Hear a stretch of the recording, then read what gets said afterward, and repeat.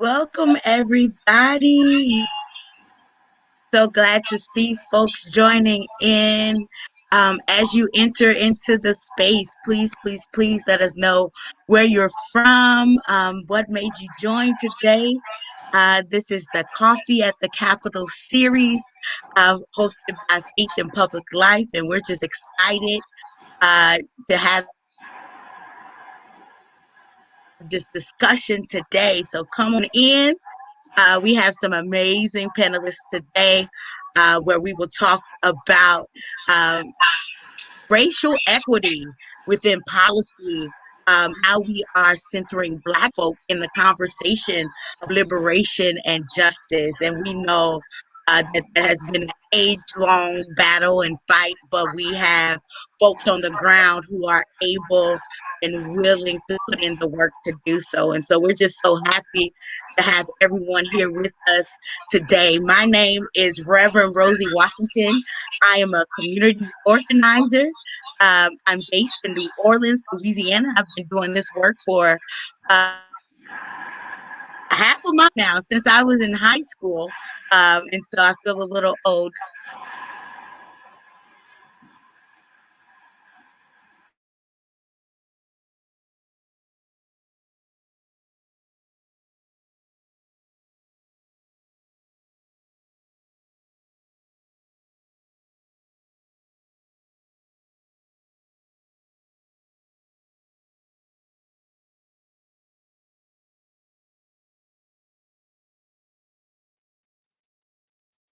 Can you all still hear me?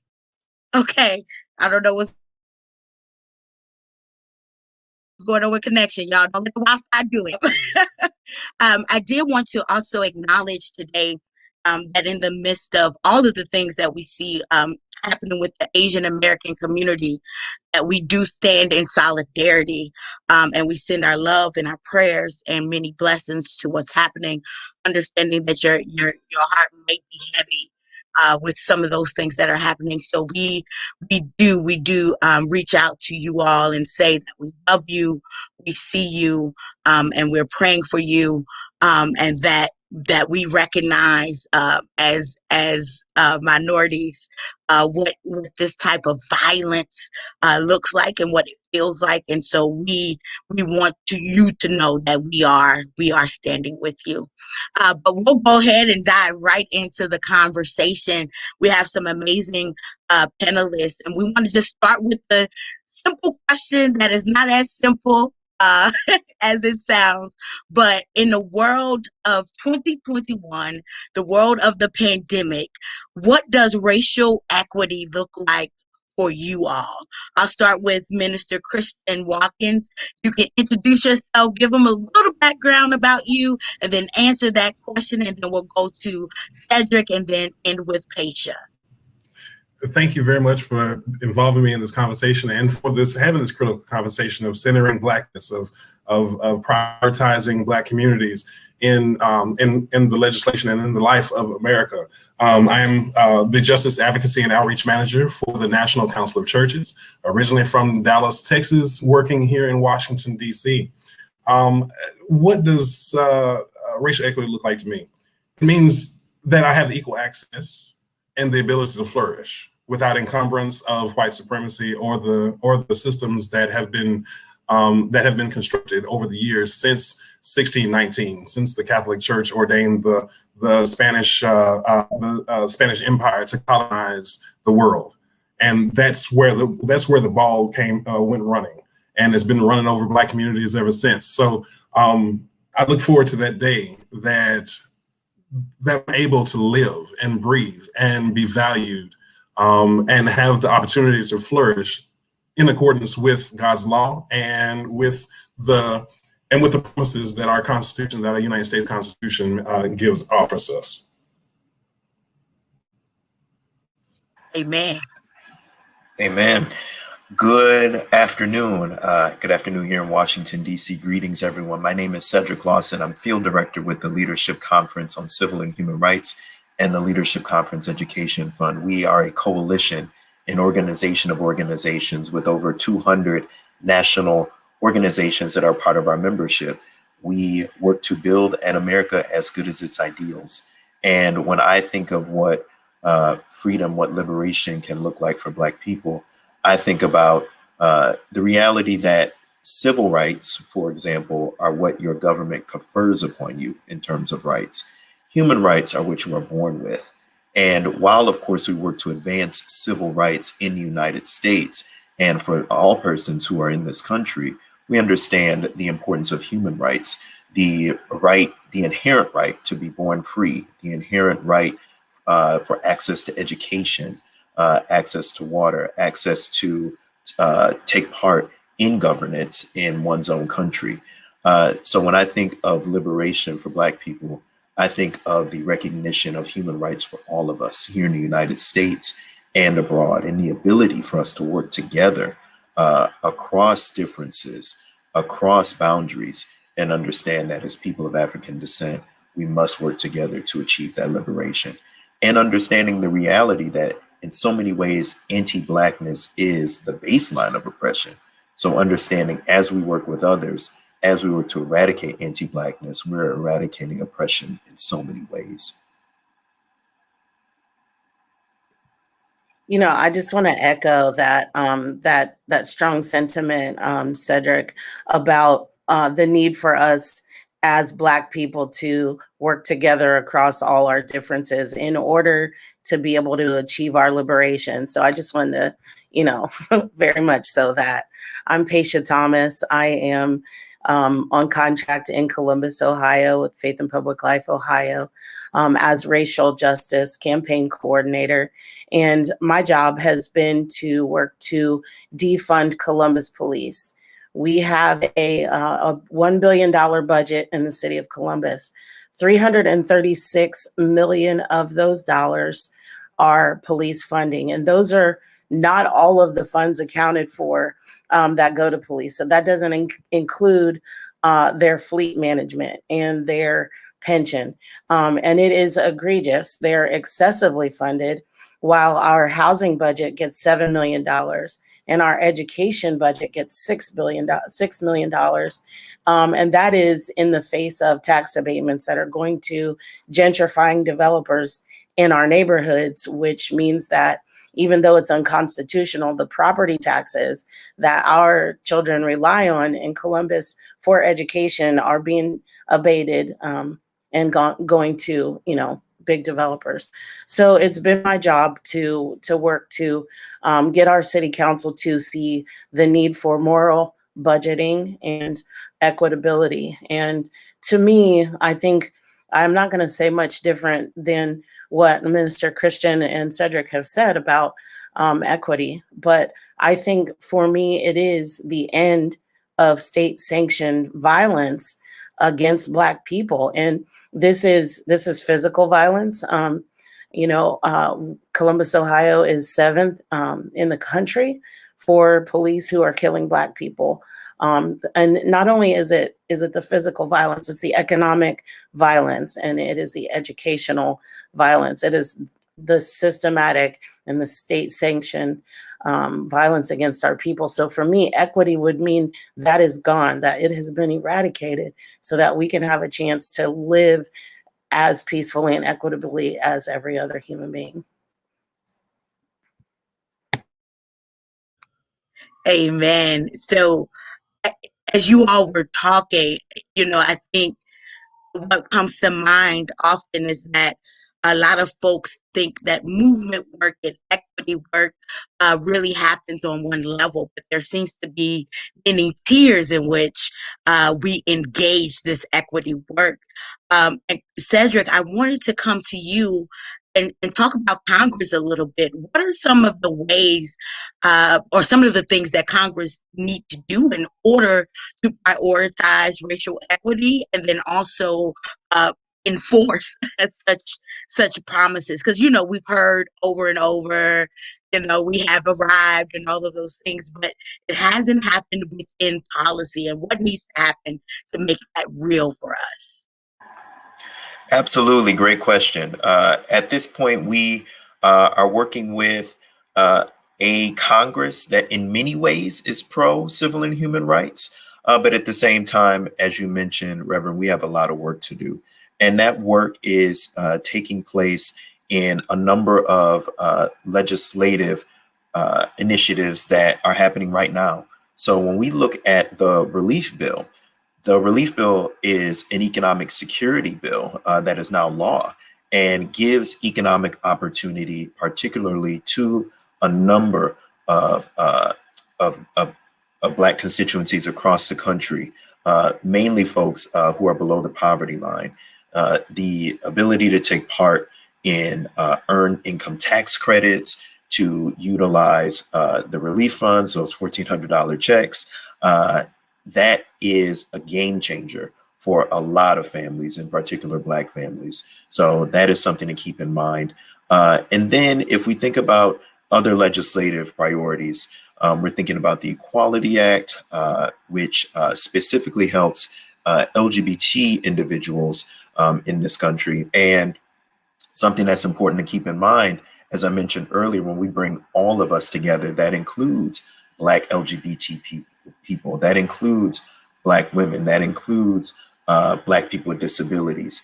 And when we think about the Equality Act, it is the ability to bring together a number of provisions that would provide protection to LGBT individuals. So yes, there are protections from the 1964 Civil Rights Act in terms of Black people having access to public accommodations. In addition to that, we know that when Black people are at the intersection of a number of marginalized identities, there's a need for additional protection. Let's go back to Don't Ask, Don't Tell. The primary constituency that was affected by Don't Ask, Don't Tell was Black lesbians. So when we are at the intersection of a number of marginalized identities, it's important for us as Black people to understand that, yes, this is helpful not only, for example, the LGBT community, but of course there are LGBT Black people. In addition, there also is the Justice and Policing Act. And the Leadership Conference is in support of the Justice and Policing Act that was passed out of the House.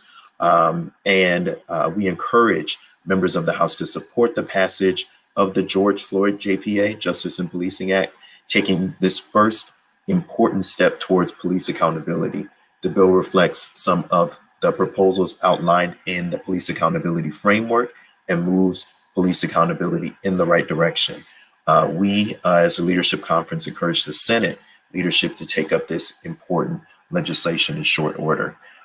So some important provisions, I won't name them all, but the creation of a national use of force standard, banning chokeholds, banning profiling, which I might add we've been working to eradicate for at least the last 25 years, ending racial profiling, establishing a police misconduct registry, making it easier to prosecute law enforcement officers for misconduct, prohibiting no-knock warrants for drug offenses, ending qualified immunity, and ending the transfer of certain military equipment from the U.S. military to law enforcement. So I mentioned I wouldn't name them all, but they're all too important not to name.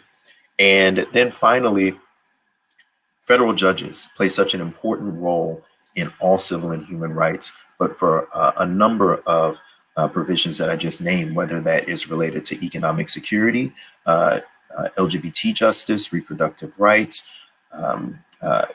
justice reform, the federal courts all play a role in that. So from the Supreme Court, those 9 justices, to the 800 plus federal judges that make decisions on our daily lives, we have to be vigilant on seeing who is being nominated and who is being confirmed.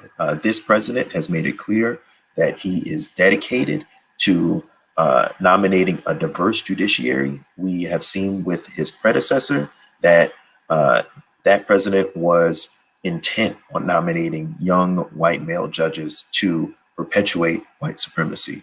We have this unique opportunity in this moment to work with this president, to work with this Congress, who is not only led by the Senate Majority Leader, but by our first Black woman Vice President, to advance a diverse slate of nominees who can move us forward in terms of civil and human rights. Thank you. Thank you so much, Cedric.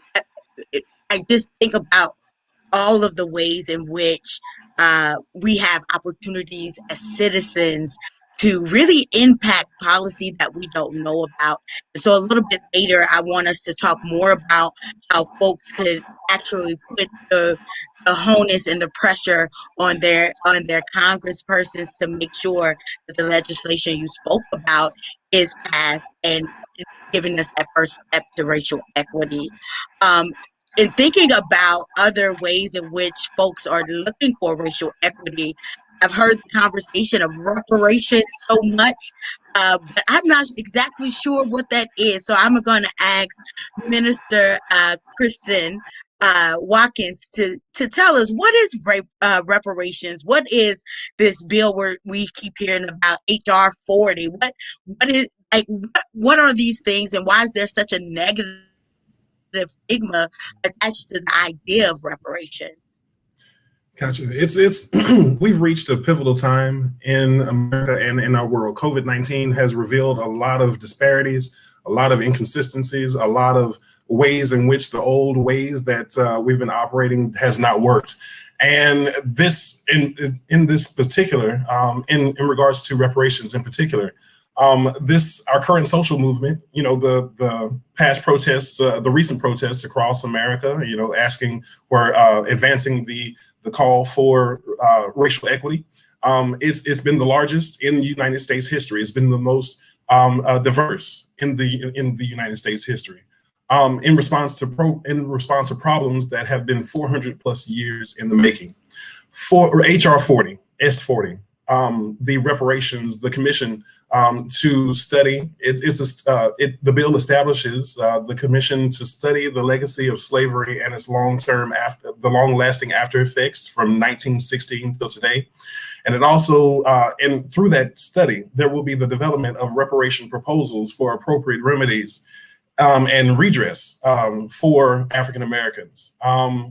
You know, HR 40 is simply a first and reasonable step towards reconciliation, because we first have to study and determine the facts of the lasting legacy of slavery in America. And it's a commitment to truth telling, studying and coming up with concrete proposals for redress. You know, to create or to treat those issues of racism and socioeconomic disparities that African Americans have been experiencing here in this country. You know, there's a historical trajectory that we're following here, because all in this country, we've noticed that there have been multiple ethnic groups, the Asian community, the Native American communities, and it's especially those during slavery who lost their property. They received reparations for that lost property, which happened to be the lives of Black people. So now is the time for our country to really deal with this racial reckoning, you know, and understand that it's time to move forward. But the only way to move forward is to address the atrocities of our past and make inroads to heal now. So the reparations bill, the bill to commit to the study of reparations, of the legacy of slavery, as well as to develop sensible and robust ways to overcome that history, is much needed now.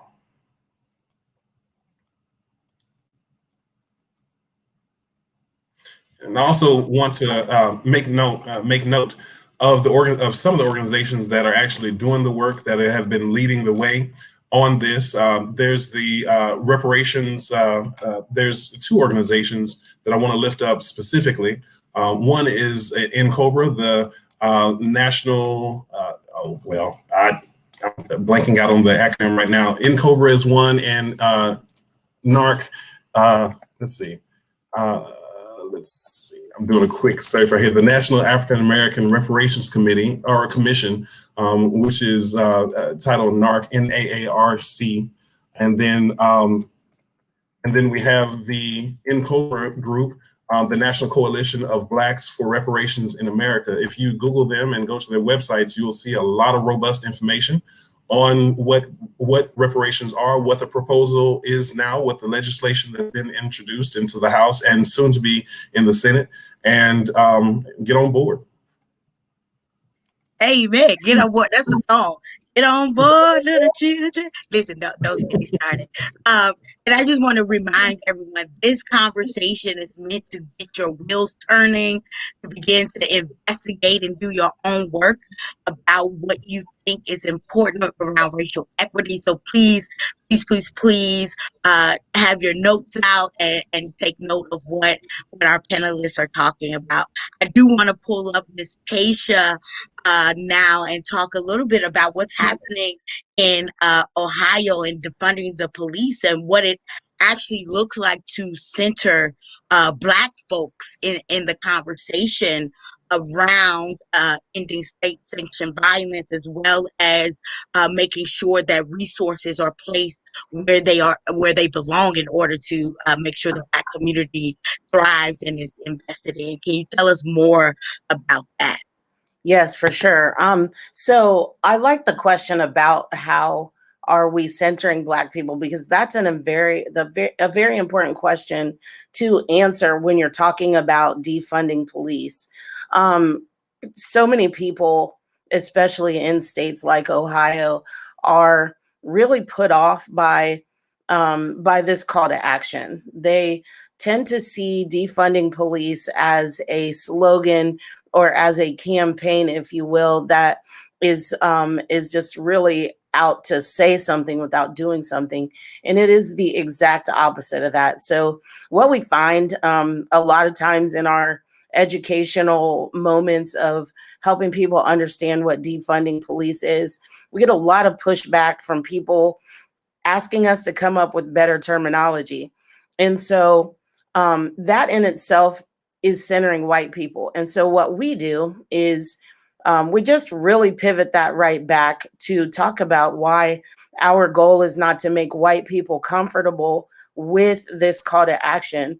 And we realize that this is going to be a part of the fallout, but our focus is not the comfort of white people. Our focus is the liberation of Black people from this system of slavery that continued into this prison industrial complex where we find ourselves now, thanks to the hands of police. And so it's easy. It's not even hard to center Black people around here in the conversation, because there is a very clear, very egregious enmity between law enforcement and Black people. I mentioned earlier that Columbus is the 7th city, number 7 out of the top 10 for police who are killing Black people. But in our county, Columbus resides in Franklin County, and Franklin County is number 18 in the country for sheriffs who are killing Black people. So it's very easy to draw a connection to racial disparity and to the abuse and the mistreatment of the city's Black citizens because of the very nature of their crimes against our bodies. And so for decades, the Department of Justice has been looking at, well, I should say decades ago, and then most recently, has been looking at the violence against Black people at the hands of the police. But a couple of years ago, we had some Black officers who came forth anonymously and wrote letters talking about the racism and the harassment that they were receiving inside the police force. And then on the heels of that, Lieutenant Melissa McFadden wrote a book accounting her experience with the aggression that happens inside the force, and how these officers are not going to be able to serve the Black community given the way that they see Black people, even their colleagues and their coworkers. So Blackness comes up in this conversation a lot, and to protect it, this is where we stand firm in calling for defunding police because of that reason, and so as not to really be concerned about the feelings and how that makes people uneasy. Because as we can all remember, we used to not be allowed to talk about race without white people being uncomfortable. So we are realizing that our oppressor is never going to be willing and comfortable with letting us free. So keeping that in mind is how we continue to try to center ourselves in the conversation and center our Black neighbors. Some of this you can find in our legislation. I'm reading the next question here, which talks about how do we see local and federal policies impacting our community in Columbus? So our governor, you all may remember, Governor Mike DeWine a couple of months ago signed into existence the Stand Your Ground law. So now, in addition to being an officer who is able to look at a person and perceive danger, now you can also be a neighbor or any given person who can, fear for their lives, so to speak, and take the life of another person in the name of standing his or her ground. In addition to that, last summer, when George Floyd was assassinated on camera for all of us to see, our city finally rose up along with other cities across the country and were exercising their First Amendment rights to protest police brutality. And we have seen countless victims of that in Columbus. So it is at once very tragic that our families in Columbus have had to watch while no one has said anything, but also very victorious in that now everybody across the country seems to be in agreement that there's a problem. And so at these protests, we experienced extreme amounts of police brutality against protesters and an attempt to cause the narrative to be that we were rioting. But what we found was a militarized police force who showed up at this protest in riot gear with Clydesdale horses and with tanks and using military grade weapons against our citizens. And so as a result of this and the national attention that it got, we now are faced with the House Bill 109 in Ohio that's supposed to protect police officers from perceived danger of protesters. So you can see the systematic and the policy-driven just anti-Blackness in our state.